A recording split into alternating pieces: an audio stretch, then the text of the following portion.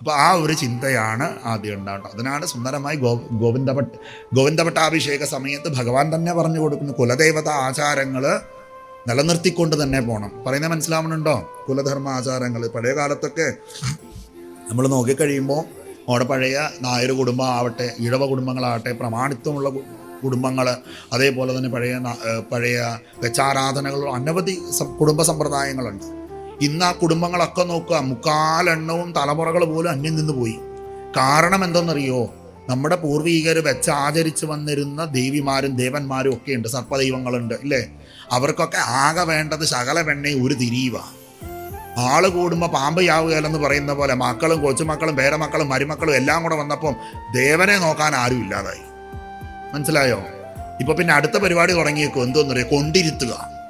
എവിടാ കുടുംബത്തിൽ അന്നം തന്ന പൊന്നു തമ്പുരാനാകുന്നത് സർപ്പദൈവങ്ങളെ കൊണ്ടുപോയി ഇരുത്തും. മണ്ണാറശാല, പാമ്പുമ്മേക്കാട്ട്. അതായത് നമ്മൾ അത്രയും കാലം ജീവിച്ചുകൊണ്ടിരുന്ന നമ്മുടെ വീട്ടിൽ നിന്ന് നമ്മളോട് ചോദിക്കാതെ പടിയടച്ച് പിണ്ണം വെക്കുക ജീവനോടിരിക്കുന്ന നമ്മളെ. അതാണ് ആരോട് ചെയ്തുകൊണ്ടിരിക്കണേ? ഇവരോട് ഇതൊക്കെ ചെയ്തുകൊണ്ടിരിക്കുക. അങ്ങനെ നമ്മുടെ വെച്ചാരാധനകൾ, അവർക്കൊന്നും വലിയ സാധനങ്ങളൊന്നും വേണ്ട, ശകല വേണ്ട ഒരു തിരിയും കത്തിച്ചാൽ മതി. അല്ല ആണ്ടുതോറും വല്ല വിശേഷമുണ്ട് അതും ചെയ്യുക. ഈ കൂടുതൽ നടത്താൻ പോകുമ്പോഴാണ് ഇതൊന്നും നടക്കാതെ വരിക. അതുകൊണ്ട് ആ പരദൈവങ്ങളെയൊക്കെ എപ്പോഴും ശ്രദ്ധിക്കണം.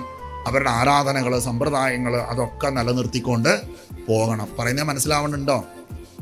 എൻ്റെ മക്കൾ ഇത് ചെയ്യുമെന്നുള്ള ആവലാതിയും കൊണ്ട് നടക്കരുത്.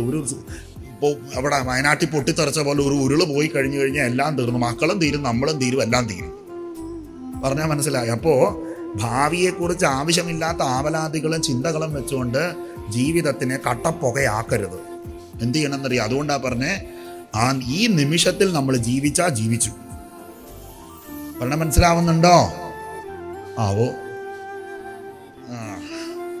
അടുത്ത വിഷയം, നാലാമത്തത്, നമുക്ക് ഏറ്റവും ബുദ്ധിമുട്ടുള്ള ഒരു കാര്യമാണ്. എന്താണെന്ന് വെച്ച് കഴിഞ്ഞ് കഴിഞ്ഞാൽ നമ്മുടെ വികാരങ്ങളെ നിയന്ത്രിക്കുക. ഇല്ലേ? ഏറ്റവും പാടുള്ള കാര്യം അല്ലേ? മാസ്റ്ററിങ് അവർ ഇമോഷൻസ് എന്ന് പറയും. വലിയ പാടുള്ളൊരു കാര്യമാണ്. നമ്മൾ എത്ര നിയന്ത്രിച്ചാൽ ഏറ്റവും നിയന്ത്രിക്കാൻ പാടുള്ള സാധനം എന്താ?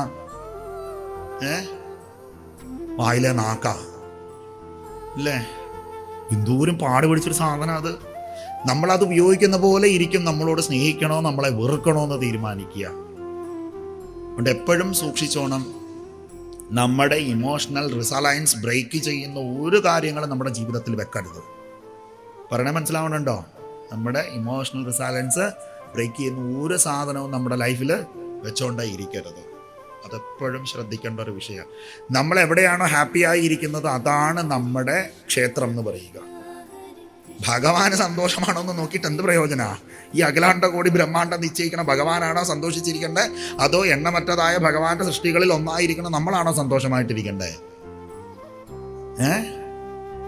നമ്മളാ സന്തോഷമായിട്ട് ജീവിക്കണ്ടേ, ഹാപ്പി ആയിട്ട് ജീവിക്കണം കേട്ടോ. എന്താ പറഞ്ഞേ? എന്താ ഹാപ്പി ആയിട്ടിരിക്കാൻ ഇഷ്ടമല്ലേ? സന്തോഷമായിട്ടിരിക്കാൻ ഇഷ്ടമല്ലേ? ശിവ ഞാൻ എപ്പോഴും പ്രാർത്ഥിക്കുക, ഭഗവാനെ പരമേശ്വര നീലകണ്ഠ, ഒരു ദിവസമെങ്കിൽ ഒരു ദിവസം സ്വന്തമായിട്ട് ചിരിക്കാനും, ഒരു ദിവസമെങ്കിൽ ഒരു ദിവസം ഒരു പിടി അന്നം സമാധാനത്തിൽ വാരി തിന്നാനും, ഒരു ദിവസമെങ്കിൽ ഒരു ദിവസം സ്വസ്ഥമായിട്ട് കിടന്നുറങ്ങാനും പറ്റണം. വേണ്ടേ? അതാണ് ഏറ്റവും വലിയ സമ്പത്ത്. അത് കിട്ടട്ടെ, എല്ലാവർക്കും ഭഗവാൻ തരട്ടെ.